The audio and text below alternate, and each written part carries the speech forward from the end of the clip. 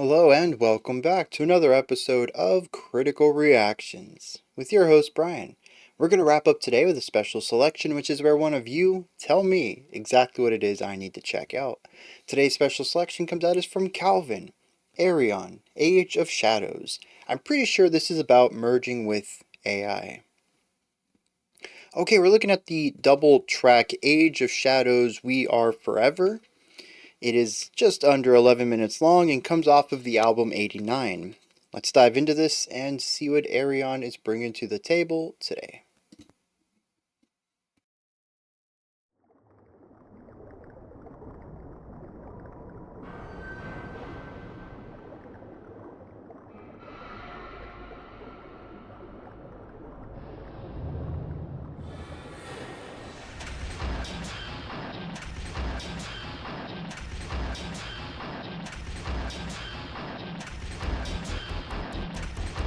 This is a very cool start.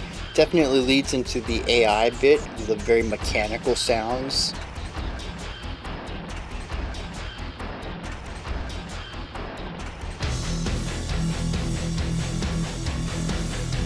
I would have liked a little bit more crossfade of the two, but actually having the keyboard in the back to still retain that electronic element is fine. I'm cool. It's all working.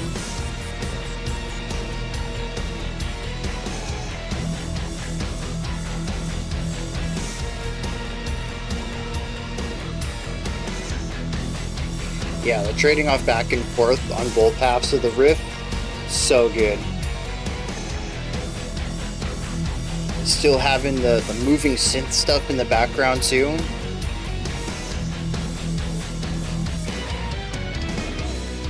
A little bit of a Phrygian there. Oh, we're sticking with it.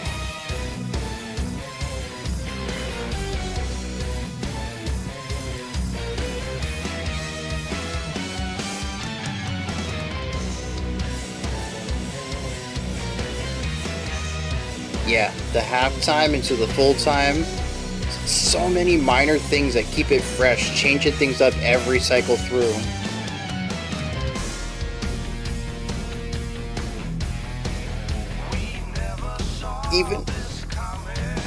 Even bringing this main guitar riff, bringing it down an octave. Oh, that's true. We pulled it off of whatever it was before the synth or the violin and put it on just the guitar now.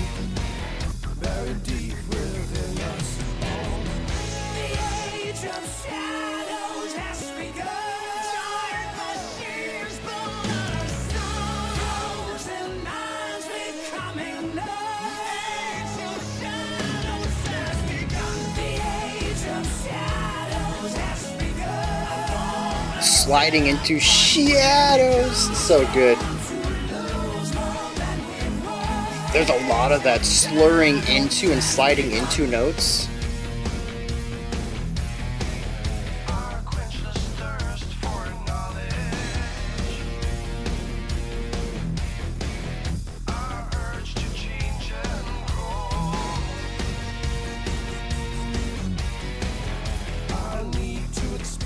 Are those the same vocalists?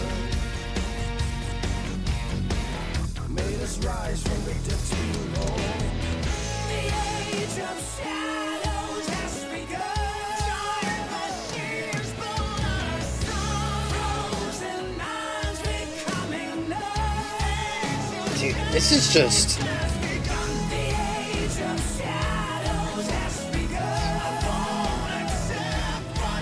This is kind of catchy.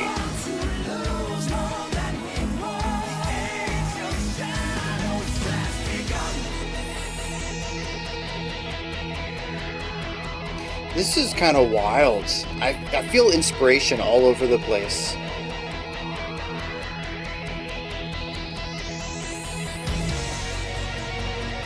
Oh, the subtle shift. What's cool too is I don't know if this is guitar or keyboard. We already have that blending.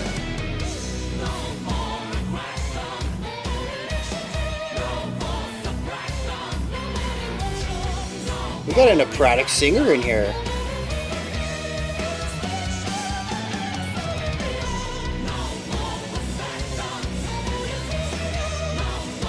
Still having the call and response though.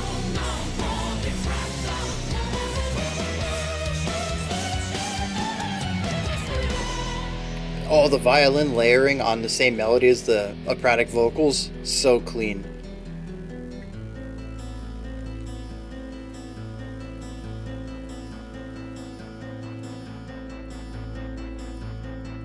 Yeah, I can't wait to get into the lyrics and grab a personnel list. I think I've heard 3 vocalists now, maybe 4.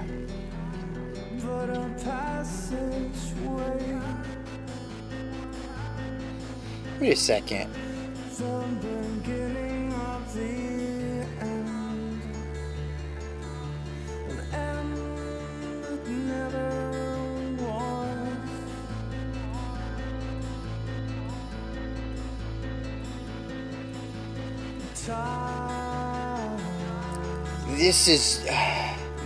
This has to be just because I just got done listening to this. This sounds like the singer we just listened to though, with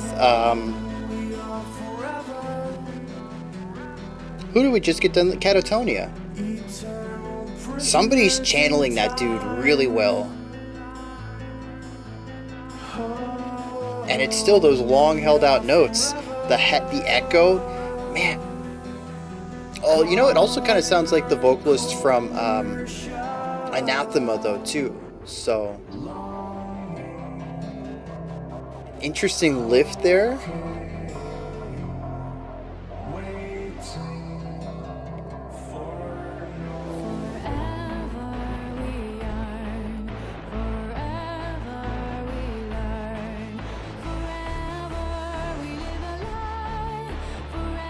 So this was the operatic singer doing cleans now?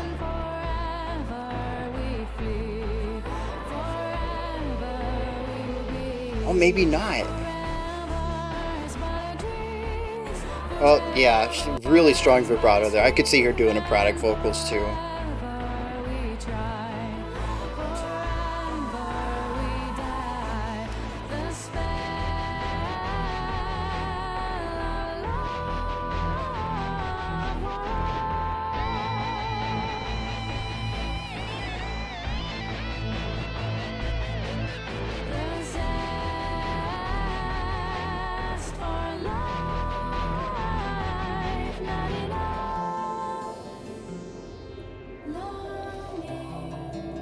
If this song is about merging with AI, I love how it has so much electronic elements mixing with more acoustic-ish instruments. I mean, electric guitars kind of have that middle ground already set.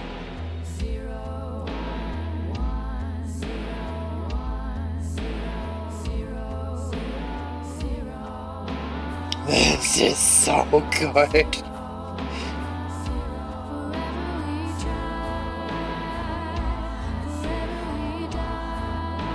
Oh man, I could listen to this whole section a million times. So good. They can't. Oh, I'm gonna cry. This is so good.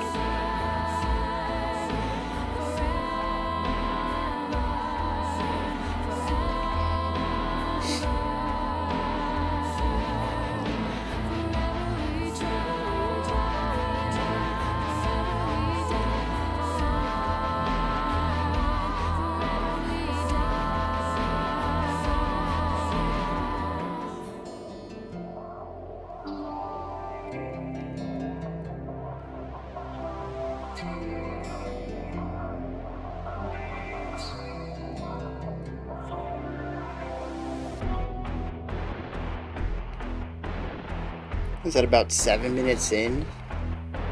Dude, I'm gonna have to play that for my sister. That's so good.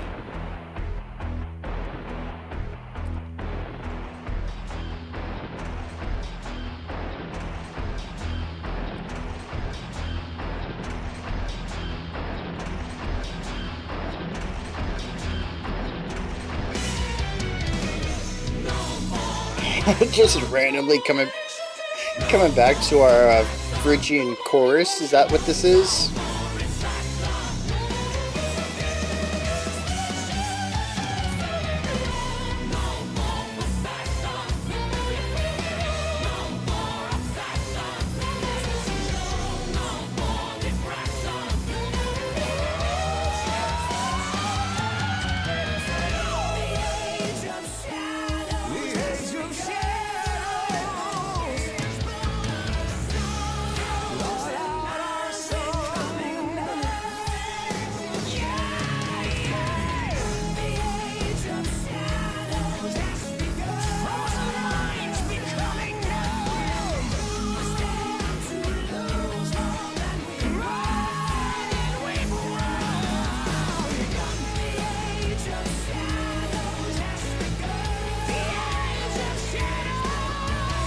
We got these pop style ad libs in here. This is so good.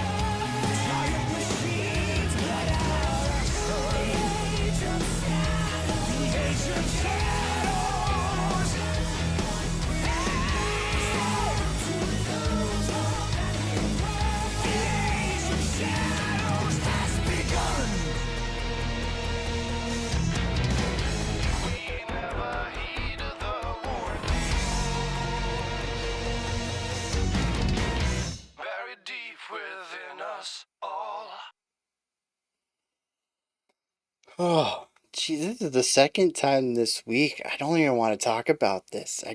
It's so good. And yeah, like, I get part of this is for people who are like, yeah, I know this is good, but can you break down why? What are all the intricacies of this?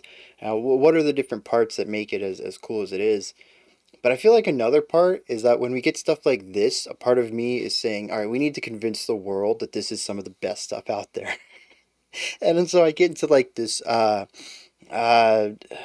like a debative kind of thing where I'm like, this is this leads to that, this leads to that, and this is why it's good. And sort of like convincing people that this is super solid in like every way.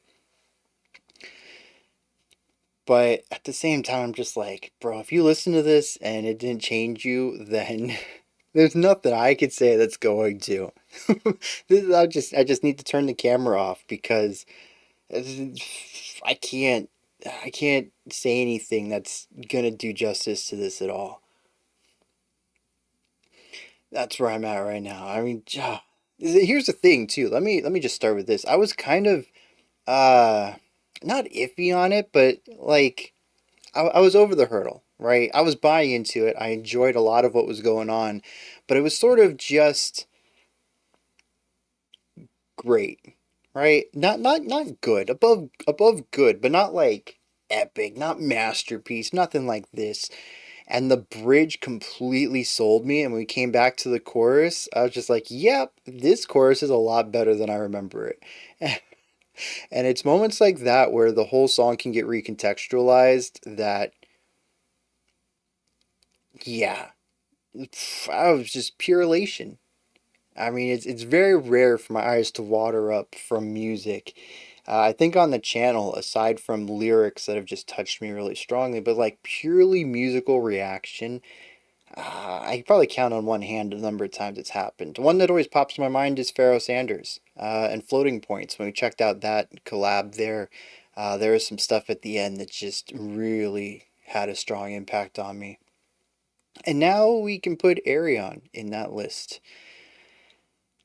Is the whole album like this? It's an hour and 42 minutes across 15 songs, so it's a really big investment. But if the rest of the album is as strong as that opener, that is how the album begins. I just. Here's my thing, right? When we get into album reviews, I talk about this often, is pacing. How the album goes through. Because an hour and 42 minutes is longer than some films. Children and family films tend to be around the hour 20, hour 30. And that's with credits and stuff. This is an hour and 42 of pure art. It's a big investment and it's a long time to stick with something. It's going to have to be paced well. But if this is the beginning, this feels like a peak to me. This is the highest this thing can get. Can it get higher? Can it get more wild and interesting and explosive and awesome? And this is really just the beginning. Or are we starting in medias res and then we're going to back things down and come back up to it? That'd probably be the way I would go about it because I don't know how you can top this, but they would have to. I mean, by the end of the album, you're going to have to hit a peak that feels like the end of a third act here. You're going to have to bring that intensity back up and, bring the finale. I don't know, man. I think I'd be very disappointed if this was the best song on the album, but at the same time, how can I be disappointed when such beauty exists? So, I don't know, man. 2008. What was going on back then? Because they just completely killed it. Let's talk about some music here, because, like, everything so far has just been me fanboying about this little thing here. kicks off, right? We got some really strong electronic work. We start off with some industrial mechanical sounds, and then that gives way towards heavy drumming with synth and guitar sort of going back and forth. I love this in the context of merging with AI because it's the opposition of two sides. We have the purely electronic melodic idea, and then we have more of a metal style pedal tone riff, purely textural, purely rhythmic, and sort of going back and forth between the two of those. What I find really awesome is that this opposition blends together as the song goes on, and we begin to hear more and more of the song with both of those sides um, harmonized in working in tandem with each other.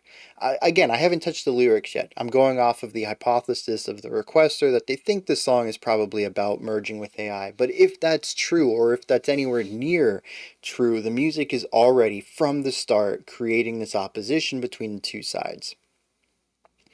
I really love that. From here on in, though, we sort of ditch a lot of the music led sections or instrumental led sections because pretty much after this intro, everything is vocal based. And part of that, I think, is that they have, by what I counted, was probably somewhere between 3 and 5 vocalists. There might be some people who are doing different voices, just different inflections and intonation things. Could be some modulation going on the production side. For all I know, there really is only 2 vocalists here, one male, one female. But I heard distinct cadences and timbres that makes me think it's probably closer to 5, but yeah, somewhere between there, I think. Um, and if we do have 5 vocalists and only 11 minutes of music, and they all need some time in the spotlight, 'cause I don't know if they're all members either. I don't see a featured thing here where it says, Ayreon featuring this person and this person. So it makes me think they're all in the band, but a lot of their songs are also much shorter than this. So do they trade off songs? I mean, a band with 5 vocalists, it's going to be tough to balance them all, especially if none of them do secondary stuff, which I suppose they could. Ooh, a band that cycles around from track to track. They all know how to play all the instruments, or maybe just a couple know how to play, the ones that they would need to cover. And so every song is a different vocalist and they sort of cycle through their instruments. That would be pretty cool. I don't know if that's what's going on here. I have no idea how the back end stuff of this. I'm going to focus on like studio and production here cuz live it's just but anyways, yeah, so everything's just vocal dominated. Even in places where a vocalist would say a line and then have space, that space is filled in by either a second backing track from them or what I think is another vocalist generally. And so there's just constant call and response throughout this track between 2 vocals.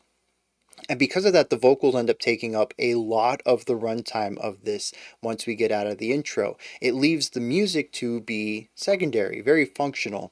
We have a lot of harmony coming in from the instruments. We usually have texture, usually from the synthesizers, doing some panning, twinkling stuff, or fast moving, big sounds.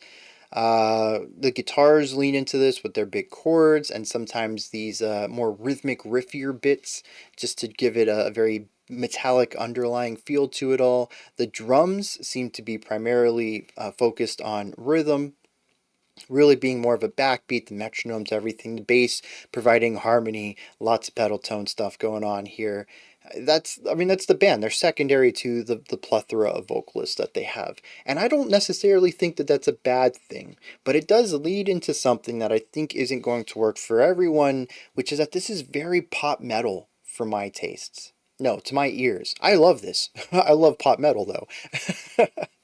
The poppier metal can get, the more I'm probably going to enjoy it. And we see some of this in more traditional things too. We have those vocal runs. We have poppier melodies. Actually, around the 6.5 minute mark, there was a vocalist came in that I mentioned reminded me of Catatonia or Anathema, and they had some very pop runs between their notes on that, but also the idea that it's vocally dominant, that vocals show up pretty much everywhere. Everything else is secondary to it. Some of the vocals themselves, the operatic vocals, while not necessarily being poppy in the fact that we don't really have pop vocalists who use operatic vocals much, but having higher range, high amount of technique, lots of runs, and what's the other thing I wanted? There's something else there I wanted to relate it back to poppy vocals. But anyways, even some of that feels very poppy to me. The harmonies that we have, the call and response, just the general vocal dominance, which I think I've said for the third time here, ends up feeling very poppy. The music being relegated to atmosphere, texture, and rhythm. Really going for, hey, do we get harmony out of this? Do we get rhythm out of this? If not, chuck it. We need no melody out of our instruments. That's a very pop-oriented direction there. Even, oh, the ad-libbing. It wasn't part of the operatic vocal section. But yeah, we had the vocal ad-libbing at the end, which we hear a lot in pop music, especially from very good pop vocalists. Stuff like Beyonce is going to ad-lib over the end of most of her choruses. To take it back a bit, going back to my roots of pop, J-Lo and her ad-libbing, Mariah Carey, we get the final chorus, which is note for note, word for word, what we normally have, but then we have this extra set of vocals that are just kind of leaning into stuff, repeating phrases, lots of runs. That's what we got at the end, which is just so atypical for metal. And it's things like this that just, oh, I mean, speaking of vocal dominance, look at our entire, I don't know if we can call it a bridge, but what happened right before our final chorus, pretty much a cappella. So, and that part was just, if I got goosebumps from music, I mean, I started tearing up. So, my eyes got watery. That's my version of goosebumps, I guess. It just takes a lot more to kick into that. But, if I was the type to get goosebumps for music, it would have been that moment. It's just, to me, that's a huge standout. And it is one of the few ways that I think their large amount of vocalists is something that they use to elevate this track in a way that most bands can't. Because, yeah, you could certainly do like a quintuple track on that and have your single vocalist do all those parts, but to me it loses out. What makes parts like that stand out, where you have 5 different melodies all being rhythmically interesting while also being melodically interesting, bouncing around each other, is the timbre change, how everybody's voice is different, a little darker, a little sharper, a little raspier than the others, a little more ethereal, all sorts of ways that our voices are different from one another. It's like, playing a whole orchestral symphony with just trumpets. Yeah, you could probably pull it off, but it's not going to feel as rich or diverse as if you have all the instruments present. And that's what I think of here. You can certainly have one vocalist cover everything, and it's still going to be impressive. The composition is still solid.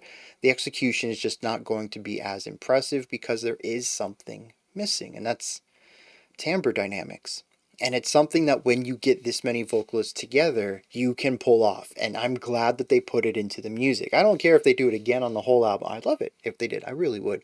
But I'm so glad it happened here. They just put a little bit of pentatonics there in the middle of this track. And honestly, I'm a big fan for it. Absolutely phenomenal stuff. And I think that's what made the outro work so much better for me too, is that I started to click with everything and understand what was going on. I also wonder if this is a story about AI, if the different voices might represent different characters. This has been a big pet peeve of mine with a lot of, what are they called? Albums with stories to them. Concept albums. Is that usually you still have one vocalist who voices everybody, and you kind of have to figure out who's saying what by context. And they have, if not 5 distinct vocalists, like 5 distinct vocals. And so I think that's just really awesome. If that's what they're doing here, I don't know. We'll hit the lyrics in a little bit. Going back to the idea of merging with AI, as I mentioned, we start off with this distinction between the synthesizers and the electronic stuff, and then the metal band and their kind of stuff. And I really love how closer to the middle of the song, 5, 6 minutes in, we start to see everything interlinking. It's not just our guitars providing the chords anymore. We also have synthesizers going along with them. We have violins playing the same melody as our operatic vocals. We have all this layering going on everywhere. It's not just the guitars with the cool little licks that give us these punctuating moments at the end of phrases. Sometimes the guitar will take it, and the next time through the phrase, the electronic instrument will take it. And so there is this passing of the baton between the human played and, well, they're probably playing keyboards too. How do I differentiate this? Because electric guitars are also electric. They're maybe not electronic in the way that we view electronic instrumentation, but it's not acoustic, that's for sure. And I was going to say it's like the difference between synth and a played instrument like the guitar, but I'd wager that there's a keyboardist playing these synths too. But I hope y'all understand. I don't necessarily have the vocabulary for this, but the distinction between the electronic sounds and the band, again, I don't have good vocabulary for it, but hearing the two sides of these start off so opposing in a way that made me think at the beginning, well, this is odd. I can hear the electronic inspirations, I can hear the folk inspirations. Not folk, what do I want there? The fantasy metal stuff, power metal. Yeah, I can hear the power metal inspirations. I can hear symphonic metal inspiration. All of this kind of come together with a bit of a poppy overtone to all of it. And, I can see how all this is, but it doesn't really fit together. It all feels at odds with each other. And at first, as the song progressed, I thought it was me buying into it, getting over that hurdle and appreciating everything together. But I do honestly think the composition began to incorporate everything in a less antagonistic way. Instead of having this part do that and this part do that, we now have shared responsibility between these two sides of the music. And again, if the song is about merging with AI, that's a really great way to showcase that narrative within the song itself. Um, Dang, let me hit some lyrics on this. If anything else pops into my mind, I'll talk about that too. But right now, this is all I really care about. I want to know what's going on. Personnel list, I gotta check that out. So give me a second. It's gonna be less than a second for you. I gotta look into all this stuff. Okay, so there's some stuff I'm a little confused about because not only is this a concept album, it seems that this entire band is conceptual. One of the annotations I read talked about a prequel album from 2017, a prequel album to this album, maybe. Maybe there's more albums all interconnected. We have a race of aliens called the Forever. What happens here, though, is that the Forever race of aliens succumbed to the machines. And this created the Age of Shadow, blotting out the sun, just darkness everywhere. And it does seem like there is a merging of the machine and the Forever, although the annotations don't necessarily state that. Some of the choruses and lyrics do lead me in that direction. The second thing that stands out to me, by my count, there's 7 vocalists, one of which is Floor Jansen from, why can't I remember that name? It's not, well, for After Forever is the band that always pops into my mind for her, but she also joined the other one that's infinitely more popular, and I can't think, Nightwish. We have a Hansi Kirch in here as well, Anneke von Giersberg, which I probably mispronounced, I apologize. And I recognize also, I think she is another symphonic metal vocalist, but I can't place a band for her. We have Jonas Renks, possibly, which looked familiar to me, and that's because I saw it on the personnel list just an hour ago when I checked out Catatonia. So, yeah, we have Jorn Lande doing the ad-libs at the end. That person appears to have no other vocals in here, just came in with those really strong ad-libs at the end of the track, blew me away. I want to hear more of what they're doing. We also have Tom England. England. Daniel Gildenlow, which I recognize the name, and I probably should look up because that last name is very familiar to me. Steve Lee. This is You know when they make super groups and you're like, dude, it's got this guitarist from that group, this drummer from that group, this bassist from that group, this is going to be sick. This is like a vocalist super group right here. I don't even know who handles the instruments, and it's kind of bad because this is usually the opposite, but honestly, I don't care. As long as all seven of these folk continue to sing together on this album, I'm sold. um, there's also some really cool stuff going on in here. Um, Also, at the beginning, the raspier voice that kind of has those slur slides, the age of shadows, kind of like leans into that.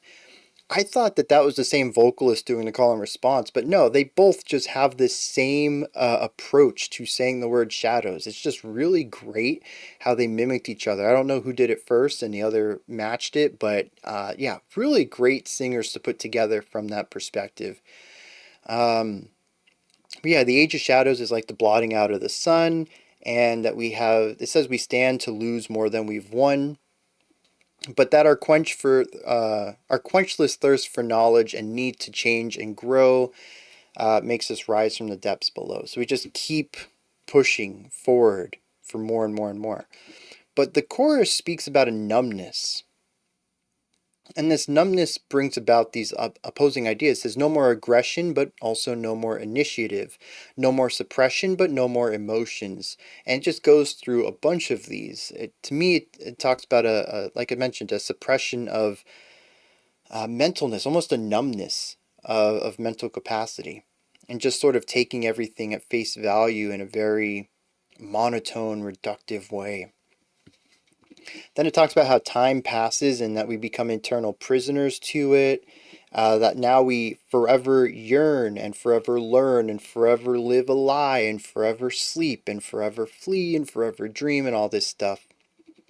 And then we hit the vocal bridge a cappella stuff.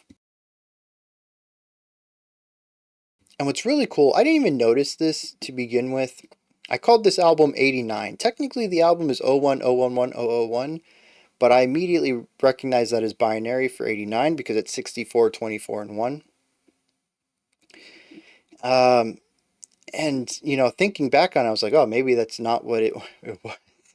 Maybe, I was thinking maybe someone in the comments might call me out eventually for it, but I don't think that anymore because right here we have a repetition of zeros and ones, a repetitions of offs and ons, a repetitions of no's and yeah. And this is what's creating all of the cool harmonic, rhythmic, a cappella, hocketed stuff going on here. The zeros and ones, translating from binary to ASCII, repeats the word help. The offs and ons, doing the same thing, translates to forever. And the no's and yeahs translate to SOS.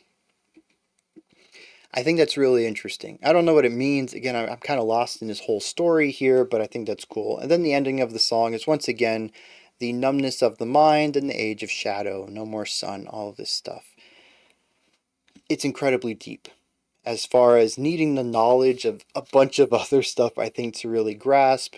Needing outside lore about this alien race and their battle with the machines. Like, I'm not really too interested in that, although there's a part of me, the geeky, nerdy side, that's like, okay, we need to really dig into this so we can get this song. But I don't know that I'm super invested in the lore here to where that's a necessity. I just really want to listen to more of the music. That's what grabs me here. Not necessarily the lyrics, but how all of their musical skills come together. Actually, that's another thing too, because the electronic side, the metal side, the rock side, the power side, the symphonic side, where does all this come from compositionally? Maybe some of these vocalists also contribute compositionally to their individual bands, but I'd wager that the people who are playing guitar and bass and drums and keyboards and anything else also are bringing their expertise here, and that's what helps create this song to be as special as it is. As much weight as I put on the vocals for my reason for enjoying this, a very large part of this would not be possible without the collective minds who created the music underneath it as well. So now I'm kind of curious about that, but the personnel list doesn't have anybody except primarily the vocalists here, at least on Genius. Um, I don't know. I'm just kind of sold on this so far, and I'm gonna shut up because I need to listen to this. I don't know if it's gonna get done right now because I have things I need to get done. But I'd say by the end of the week, this album will be digested by me. That's terrible. Why would I say that? I will have heard the beauty of this album. I really hate when vocabulary gets into me that I don't like. The whole idea of consumption of media, I hate that whole idea. So digesting music just, it's kind of icky, but everyone says it and it just gets seeped into your own diction and then you have to work to remove it. Anyways, I'm rambling now. Let's wrap this up. Those are my thoughts on Ayreon's The Age of Shadows, We Are Forever. What did you think of this track? I was going to say, I don't care what you thought about it. I loved it. But no, really, put it down in the comments what you thought of this. If you enjoyed it, if you didn't, anything you think I was wrong about or would like to add on to what I said, or maybe just your own thoughts, opinions, and perspectives about it. Toss all that down there. Above that, in the description box, there's a link for Linktree. It takes you to this menu here. You can find my email. Send me other cool stuff that's like this, just metal with lots of poppy vocal collabs. I really like that. Give me more of what they're doing here. Now, you can also find my music, ways to support the channel, a link to the Discord server, and so much more. Above that, if you could, like, subscribe, and ring the bell, I greatly appreciate all three of those. That wraps it up for today. I'll be back tomorrow, though, at 5 p.m. Eastern Standard Time, 9 p.m. UTC, as usual. Until next time, remember to be critical, not cynical, of the music you listen to, and have a fantastic morning, afternoon, or evening, whenever you choose to watch my videos.